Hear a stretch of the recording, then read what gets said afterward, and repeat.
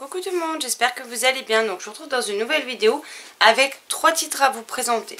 Donc un livre où je suis assez mitigée, une très belle découverte et une très bonne suite. Donc on commence tout de suite. Donc on commence avec La forêt des cœurs glacés de Anne Ursu chez Seuil Édition. Donc c'est une réécriture tout simplement de La Reine des Neiges de Hans Christian Andersen.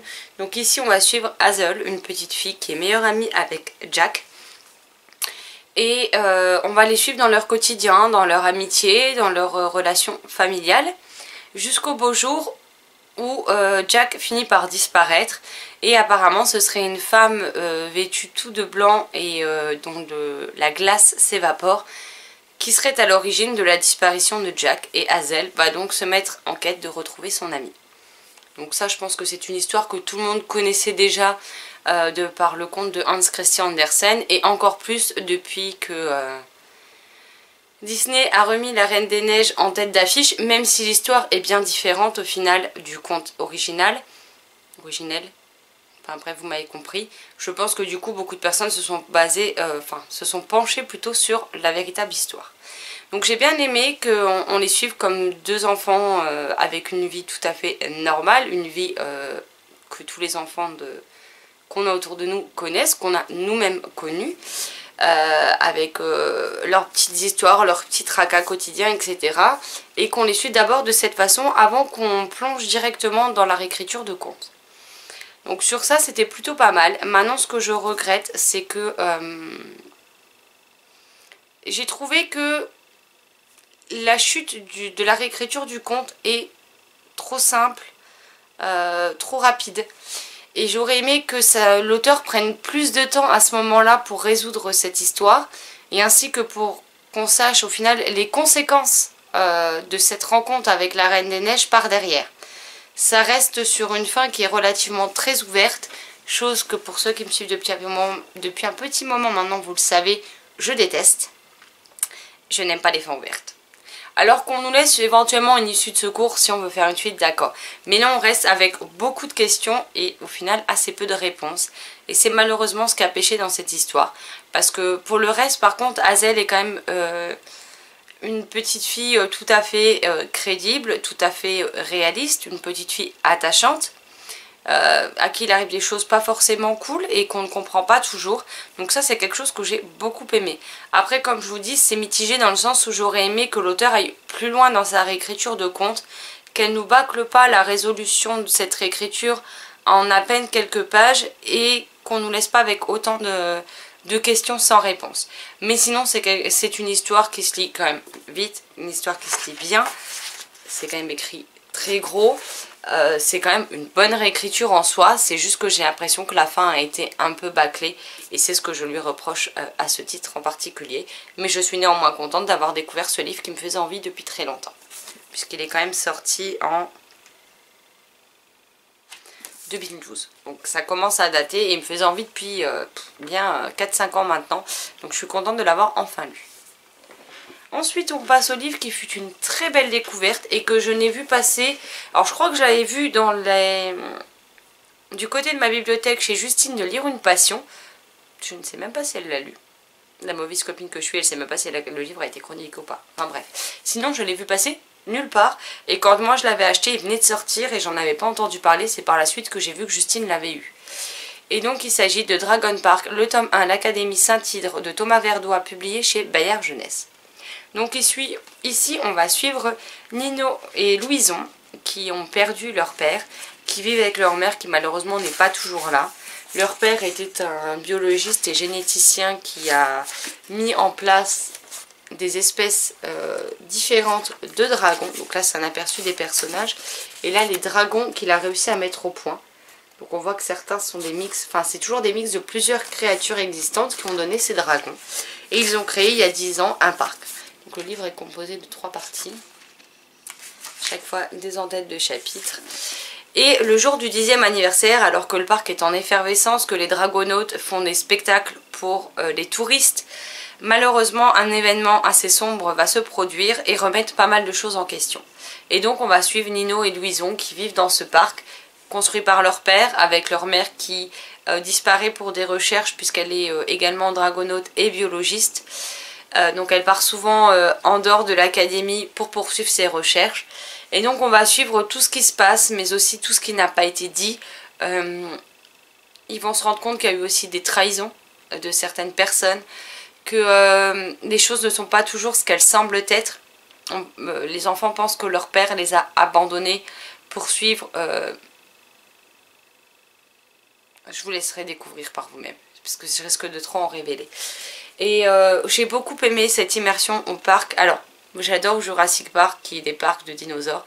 Mais là, je trouvais sympathique d'avoir un parc de dragons, en fait. Puisque ce sont des créatures, les dragons, que j'aime beaucoup en littérature et en film. Et franchement, c'est une très belle découverte. L'histoire est très intéressante. L'univers est quand même assez original, hein, faut le reconnaître. On a beaucoup de choses qui se passent, on a des actions, encore une fois, des rebondissements, des révélations, des trahisons, des mystères, des faux semblants.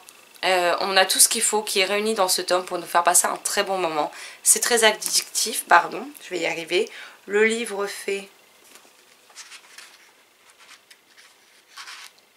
404 pages, c'est écrit quand même assez gros chez Bayard. Et en tout cas, j'ai adoré. Donc si vous aimez les dragons, que vous soyez, ou vos enfants, petits-enfants, neveux, nièces, petits cousins, ce que vous voulez, aiment les dragons, je pense que c'est un livre qui sera... allez, un livre qu'on peut lire à partir de 10-12 ans, je pense.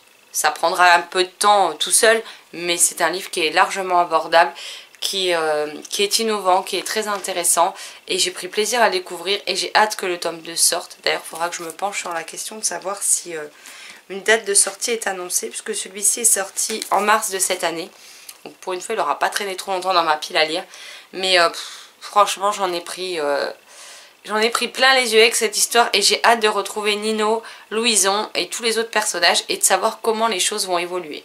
Donc, je ne sais pas du tout combien de tomes sont prévus dans cette série, mais j'aime beaucoup. On a aussi le côté génétique, le côté biologique de la création de ces dragons, le côté de la soif de connaissance, la soif d'arriver au bout de ces investigations, qu'est-ce que ça peut générer par derrière. Donc on a aussi bien le côté... scientifique, le côté touristique, le côté animalier, le côté biologique, le côté peut-être même savant fou, et tout ce que ça implique, un parc de dragons. Et franchement, c'était juste génialissime, et j'ai hâte qu'il y ait une suite. Donc voilà, donc si vous n'avez pas compris le message, si vous voyez Dragon Park, n'hésitez plus, foncez. Et je vous parle maintenant du dernier livre de cette vidéo, qui est une très bonne suite. Alors j'avais eu le premier en service presse de la maison d'édition, je vais recevoir le tome 3 qui sort normalement en janvier par la maison d'édition, donc je pense que ça devrait plus trop tarder vu qu'on est déjà le 10 décembre, qu'on les a toujours en avance. Et par contre j'avais pas le tome 2, donc bah, c'est pas grave, j'ai été me l'acheter, il n'y a pas de souci là-dessus, c'est pas parce que je suis en partenariat avec la maison d'édition que je n'en achète plus. Et donc je vous présente le tome 2 de Zombie Zarbi, donc Rien ne va plus, de Carole Trébor et Marie Pavlenko chez Flammarion Jeunesse. Donc ici on va suivre Romain et les habitants du cimetière, dont surtout Léo Cal, la petite zombie qui a tendance à perdre son œil dès qu'elle est un peu... stressés, gênés, etc. Et donc on les suit suite aux événements de la fin du tome 1. Donc tout simplement, un promoteur immobilier veut construire un centre commercial. Le père de Romain est le maire de la ville et ils ont décidé donc de raser le cimetière pour pouvoir construire ce centre commercial. Mais les habitants, si le cimetière est rasé, les zombies du cimetière, que vont-ils devenir? Romain ayant fait leur connaissance, il a décidé de les aider coûte que coûte, même s'il y a peu de chances que ça plaise à son père. Faut être honnête. Donc encore une fois, on a, je vais y arriver, une photo de famille avec les zombies sur la photo et en bas de la photo les personnages humains. À la fin, on a une petite carte du village. On a des illustrations tout au long des chapitres.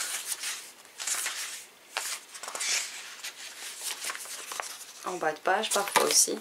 Et donc j'ai beaucoup aimé cette suite, on avance vraiment dans l'intrigue, donc ce sera une trilogie, donc le tome 3 sera le dernier, il clôturera cette trilogie. Donc ici c'est vraiment les zombies qui décident de ne pas se laisser faire, avec l'aide de Romain ils décident de passer à l'attaque, et donc on va suivre en gros l'attaque de zombies. Ça peut paraître bizarre dit comme ça, mais j'aime bien parce que les zombies peuvent parfois être effrayants, tout comme ils peuvent être très touchants, très gentils, très drôles aussi. Souvent à leur dépend, mais très drôles quand même. Et je pense que pour les enfants, de lire un livre avec des zombies, ça peut les changer des créatures qu'ils ont l'habitude de voir. C'est des zombies qui sont pas bien méchants, hein, clairement, donc ils risquent pas d'en faire des cauchemars toute la nuit. Et franchement, je trouve ça super intéressant de mettre les zombies à l'honneur pour la jeunesse. Carole Trebor et Marie Pavlenko, pardon, je vais y arriver. Désolée Marie si vous passez par là. M'ont fait vivre de bons moments avec ce tome 2. Et maintenant j'ai vraiment hâte de connaître la suite des aventures. Alors je ne sais pas s'il y a une alternance de un chapitre de l'une, un chapitre de l'autre. Je ne sais pas laquelle écrit quoi, mais en tout cas on ne sent pas vraiment de... C'est fait vraiment de façon harmonieuse, on n'a pas une coupure nette entre les différences de style d'écriture, etc. Et pour moi c'est une force parce que d'écrire à quatre mains c'est pas forcément simple parce que il faut quand même que le tout s'harmonise bien, se mélange bien pour nous créer une histoire qui restera sympathique, addictive, intéressante et quand même très originale pour la jeunesse. Parce qu'après dans les BD, mais c'est plus pour des adultes, on a Alizic où c'est pareil, donc c'est pas des zombies, c'est des fantômes. Mais qui sont dans le cimetière, un cimetière qui est menacé également. Mais je trouvais ça sympa en fait d'avoir des créatures nouvelles pour la jeunesse et franchement j'ai passé un très bon moment avec. Ils font en moyenne 200 pages. C'est la même collection que les Malenfer, Sombre Terre, Angelica Varinen. Voilà, là il fait 226 pages et ça reste très agréable à lire et même pour une adulte de 33 ans comme moi. Donc voilà, ce point lecture est à présent terminé. N'hésitez pas à me dire comme d'habitude si vous connaissez ces titres, ce que vous en avez pensé, si vous les avez lus. S'ils trônent dans votre pile à lire, comme moi j'en ai qui trônent là depuis 10 ans. Si je vous ai donné envie d'en découvrir certains, quels sont vos derniers achats, vos dernières belles lectures, vos dernières déceptions. N'hésitez pas à me dire ce que vous voulez en commentaire, je me ferai un plaisir de vous répondre. Cette vidéo est à présent terminée, donc je vous souhaite une excellente journée, de très belles lectures et je vous dis à très vite dans une prochaine vidéo. Bye bye.